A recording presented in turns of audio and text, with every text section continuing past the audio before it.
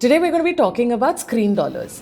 Think of them as the Bloomberg of the movie world. They cover box office performance, film data, and industry insights, and they serve both movie fans and industry professionals. Screen Dollars had everything going for it. A newsletter with over 300,000 subscribers, but the core issue wasn't content volume. It was positioning. When a user landed on the platform, the answer to, is this for me, wasn't clear. Was a brand built for the movie fans or industry professionals or theater owners? There was a big question mark. If no one is zooming out and connecting the dots, you slowly end up speaking to everyone at once. Now that's where the problem begins. That's how you ended up with high reach but low retention, good traffic, poor conversion rates, and at that point, it's not just a messaging problem anymore. It's a revenue problem.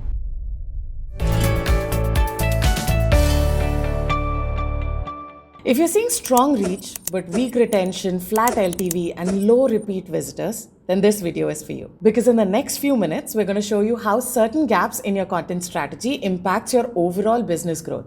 And we're going to be using a real client's case study to show you exactly how you can fix these gaps on your end. Hi, I'm Risha and I lead the videos here at Mavlers. Joining me today is Ejaz Zerdi. He heads CS and leads social and growth strategy for our US clients. Ejaz has worked very closely on this one, so we've invited him to walk you through the entire story. So Ejaz, welcome, and let's dive straight into it, right? When Screen Dollars came to us, what were the exact challenges that they were facing? Thanks, Risha.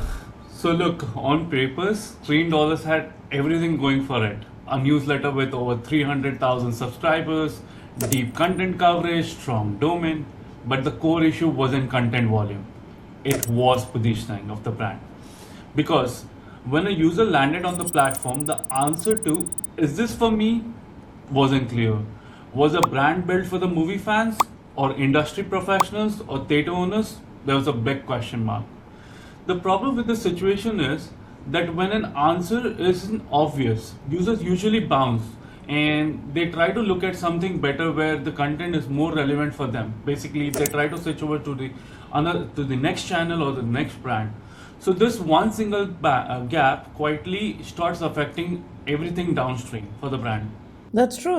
And I think that a lot of people underestimate the impact of this, or it might just not be clear to them. All right, then let's just address that, Ejaz. Can you walk us through how this actually showed up for Screen Dollars? So imagine this, right? You're a movie fan scrolling through socials. One post is talking about around opening weekend box office number. The second post is talking about theater distribution trends. And then there's one post which is talking about quick movie recommendation or the best movie to watch this weekend, something like that, right? Now see, three of these two posts aren't remotely relevant to you. But as a movie fan, you would be confused or you would scroll past it, right? Now multiply that across 1,000 users facing that same kind of problem, and again, as a brand or as a brand custodian, you also start seeing that problem when you deep dive into it, right? Now the same thing was happening to their website. You would land on the homepage, but the content was for different audience and it was all mixed and it was jumbled up because it was together.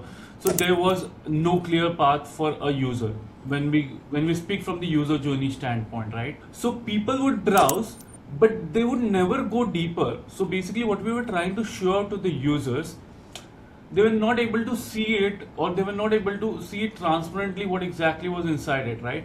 The sections that were there, it stayed shallow at the end.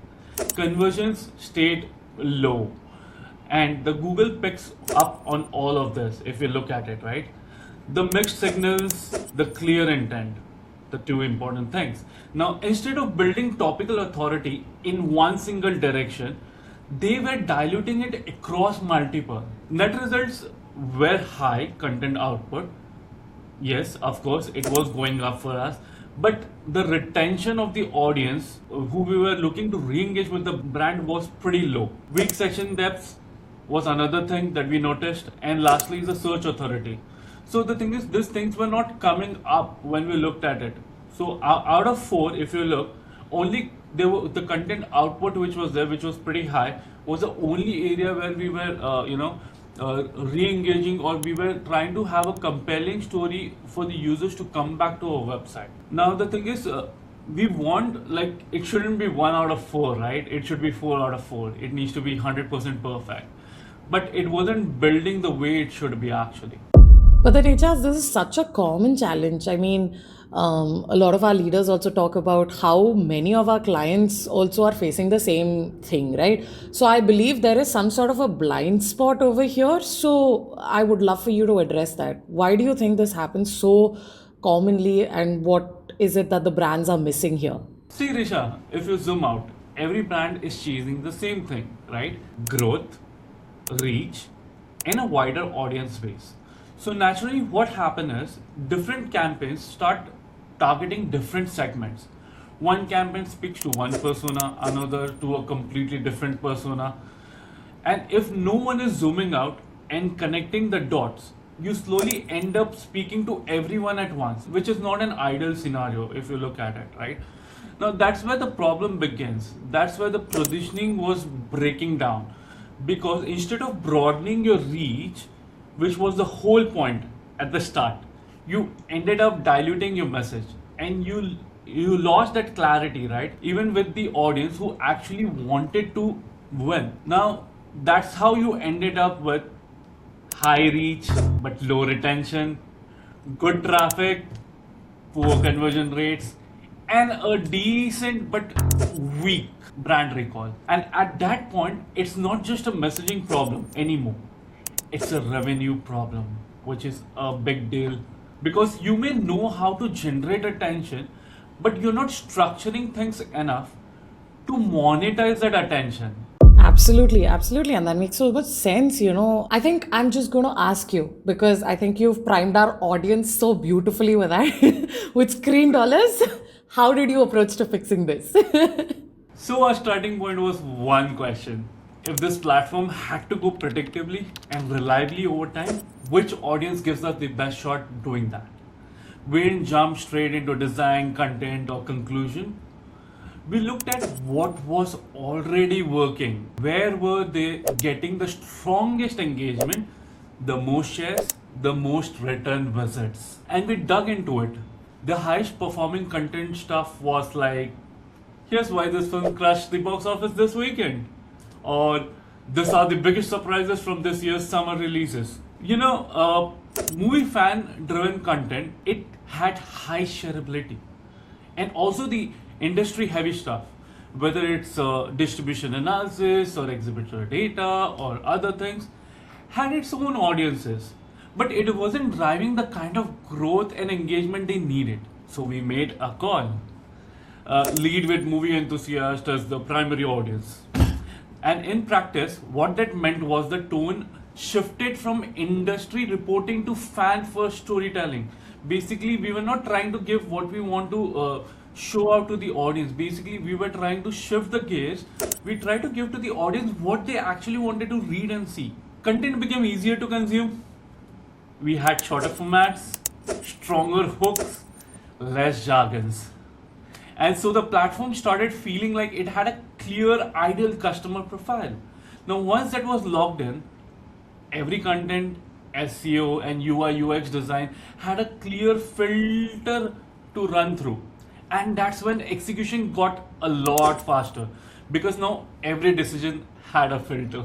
Tell me more about this filter. Like, once this direction was clear, how did that affect execution on ground level? Okay, let me give you a ride on this. So first, we changed the content strategy. We went video first because video gives you the faster feedback loops, which is but obvious. It happens for every brand. You test a format, see how it performs, and double down. If I use it in Hindi slang, ek ka double. You don't do that as easily with articles. And then we built out repeated content formats instead of creating everything from scratch every time. Things like explainer video, which comprises more around that broke down why a film performed in a certain way at a box office, or the rankings, like things like what were the biggest openings, biggest flops, or most surprising performers of the year. The second one we looked at was the rankings. Things like what were the biggest openings, biggest flops, most surprising performers. And the third one was quick breakdown. Things like what worked, what didn't work, and why it mattered. It even included the larger events of the year like Oscars. So if I were to just pause you for a second over there, Ajas, what you're trying to tell over here is that you're addressing the content formats, right? Yes. So if I got this right, these were like explainer videos that you did, the rankings, and then quick breakdowns. Yes. Amazing. So Risha, I'm like, what that did was improved the content consistency. It cut down the production time, and most importantly, made the channel feel recognizable. And the visibility is what actually drives the repeated viewership as well on this content pieces. This was the first part of it. Now let's go to the second right. The second thing we improved was their website experience. Obviously, that's where everyone wants to come, see, read, enjoy. They want to learn everything. So we restructured the site around actual user journeys, reviews, news, rankings, blogs, each with a clear entry point now. And we moved the heavier industry content on its own section, so it wasn't interrupting the main experience now. Now when someone lands, they know exactly where to go based on what they're looking for. That reduced drop-offs, improved average session depth, which was another problem, and third, gave us a much better foundation for conversion. Again, we are still not 100% over here. We are almost there. And finally, the third thing we worked on was their SEO and authority. Obviously, we want visibility to be their maximum while we do these efforts. We faced this deliberately. Early on, the focus was volume. Yes, it was. Building out content coverage, generating consistent backlinks, and yes, establishing presence. Then we shifted towards higher authority, but niche relevant links. Because SEO isn't just a number game at the end of the day. It's about building topical authority. Google needs to consistently associate your domain with a specific subject matter. And once that signal is strong enough, searchability starts to compound on its own. That's so cool. And I love the point that you mentioned about Google over there, because it's so true that positioning is where the clarity comes not just for the viewers, your audience and all of that, but also for the bots who are indexing your site, right?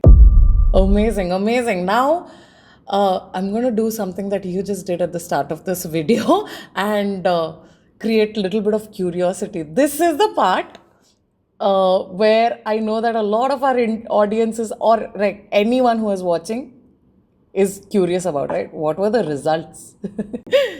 Yeah, of course, everything gets down to results. Everybody wants to know the results. So yes, Risha, we had some exciting results, right?